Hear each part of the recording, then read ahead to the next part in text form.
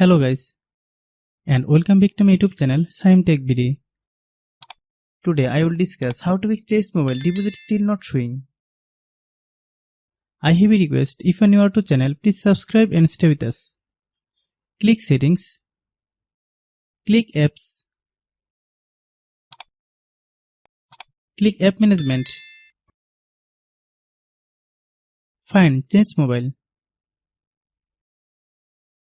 click Chase app, click storage use,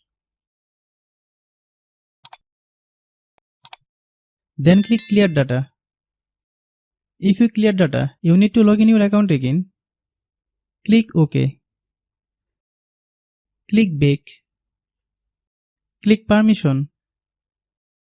Then allow all permission. Click force stop. Click force stop. Restart your phone once. Then open Google Play Store. Click search bar, then type Chase mobile. Click Chase mobile. If you get any update, please update.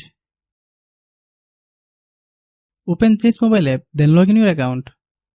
If your problem is not resolved after following all the steps, then understand that the server is down now. Try after a few hours, it will be fine. I have a request, if you are new to channel, please subscribe and stay with us.